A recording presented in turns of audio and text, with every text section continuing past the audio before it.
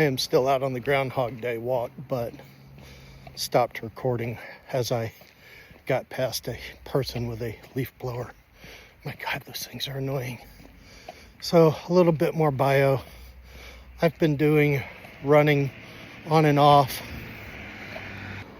ever since doing cross country back in junior high, and then ran back in my 20s doing 10Ks and 5Ks. Yes, more cars. Who knew so many people would be out on a Sunday afternoon? And life interrupted, kids interrupted, a divorce interrupted, and then COVID hit. With my line of work, I was actually super busy during COVID, working from home, but easily 10-hour days for a couple of weeks. And at first it was great for staying busy during the lockdown period, and then it was like, screw this, I am not going to just sit on my butt and be confined. So I decided to go and start walking, which then led to running, which then led to longer running. So pretty much every afternoon at 4, I stepped back from the computer, laced up the running shoes, and started going for progressively longer runs.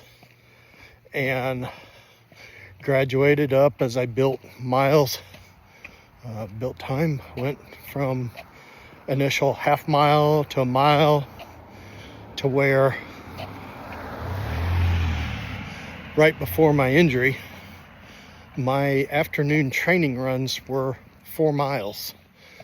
So yes, 4 miles several times a week. Don't even think about that kind of distance. So whereas I used to do 5Ks, now I'm doing a 5K as part of just a training run.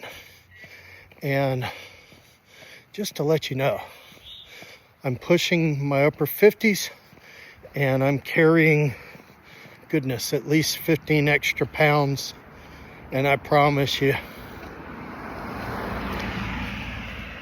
people do not look at me and think, there's a distance runner for sure. They kind of the opposite. And part of my message is, if I can do it, you can likely do it, barring physical injury. And it's a matter of training yourself up. My first half marathon was back in 2009. And I can tell you that whenever I started training for that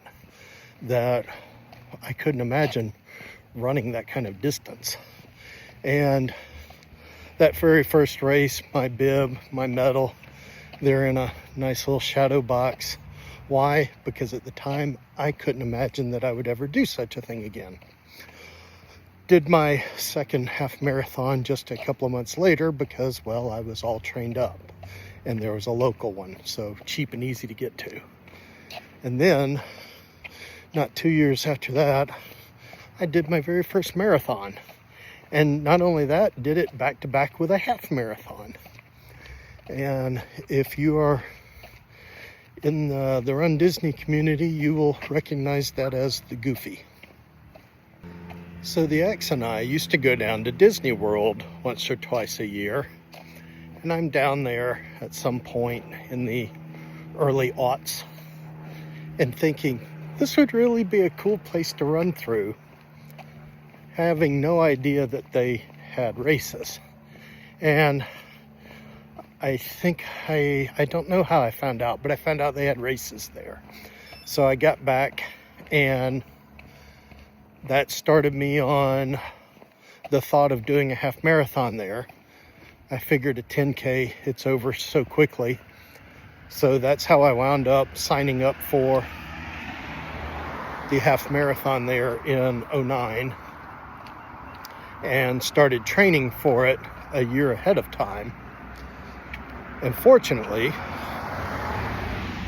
my workplace had a jogging track that was quiet and didn't have cars going by, unlike where I am now.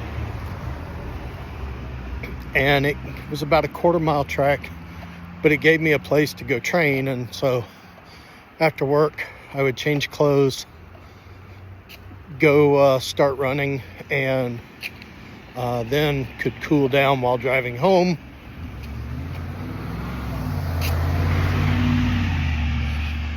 And I will be brutally honest that it was very discouraging at first, because even though I was, carry the one, I was younger. I was 17, 18 years younger. So the first runs, it was halfway around. So yes, 1/8 of a mile. And I would have to stop and walk, and then do another half a lap, stop and walk. Really discouraging, but rinse and repeat. And I will add, I've got mild asthma. I don't normally need to use an inhaler, but I do if I'm going to run or do hard exercise. So there is that. And I am pretty much lung limited. So even if I drop 20 pounds and work out a bunch, cars, my lungs will build up a little bit, but not proportionally. So I could go do 4 or 5 miles without the inhaler. I will survive it, but not fun. Don't like coughing up the phlegm. Back to the training. So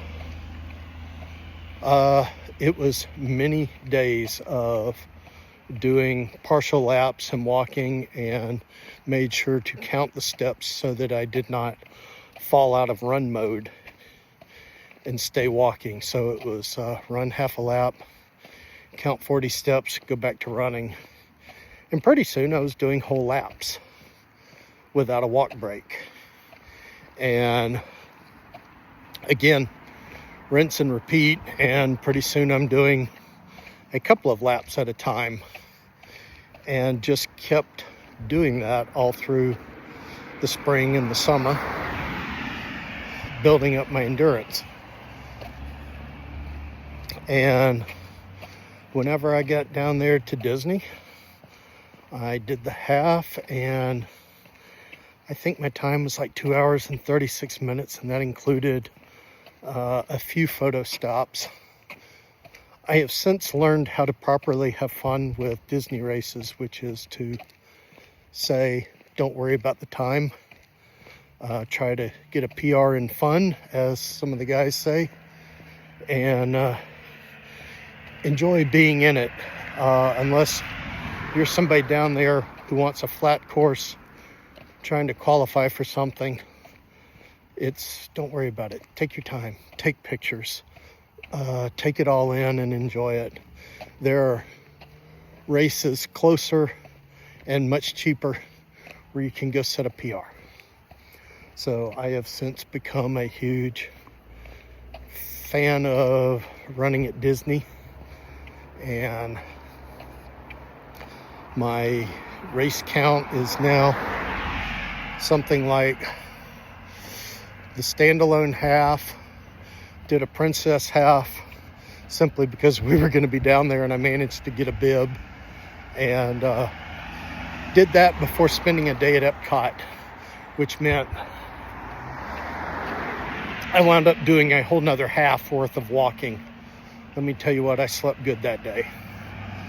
So 2 different goofies.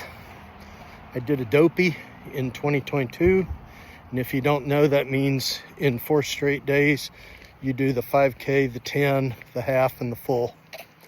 And that one was a hill to conquer. I needed to see if I could do it, and I did. And I would have done my 3rd goofy 3 weeks ago if not for this injury, so I had to back out of that race. So the plan now is to be back for marathon weekend 2026 and do my 3rd goofy and what will be, I think, my 5th marathon. So The total right now is 3 at Disney and 1 Marine Corps. So far, the Marine Corps Marathon is the only non-Disney marathon that I've done, but it is a special one and one that I have been wanting to do for quite some time, and was finally able to do it back in the fall of 2023. And if you haven't done it and have any inclination to do so, I highly recommend it. It is a very nice experience running around through DC and climbing the hill to the Marine Corps Monument and getting a medal from them. So totally worth the trip, totally worth the money, and highly recommend it. And in case anybody is wondering, yeah, almost 2.5 mile mark and running just over 19 minutes per mile. And for some reason, I seem to be working on a shin splint in my right shin, which is curious. So what else are we going to be doing in these running videos? I guess updates to my training, some of my marginally useful advice for things I've learned over the years of doing these races,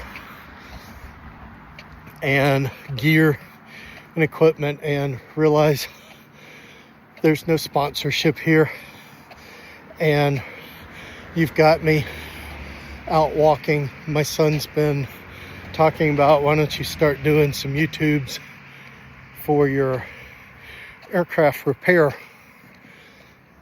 stuff. And I'm like, okay. The thought hit me while I was out today, why not start talking and recording it, getting some of these thoughts out. And now I'm going to go home and see, is the traffic noise overwhelming? Is this that bad of a place to be walking? Because with the cold weather we had recently, it used to be walking down the golf course fairway and no car traffic noise. But on the other hand, goodness, we had some howling winds and it was cold. So I may have to start doing these on the greenway instead of the sidewalk. And whew, this is like a 100 or so foot hill. It kicks my butt nearly every afternoon. As I wrap up what will probably be my first YouTube broadcast, I will leave you with what we're going to be doing next. I reckon I will talk about some of my gear, what I use for running. I'll talk about some nutrition, which is way more important than I thought it was until it bit me in the backside, and what this has done for me health-wise, and my rehab journey, and my running method, which allows an overweight older guy to do some distance running and finish them in some fairly decent times. So if you've watched to this far, thank you so much, and I'll see you next time.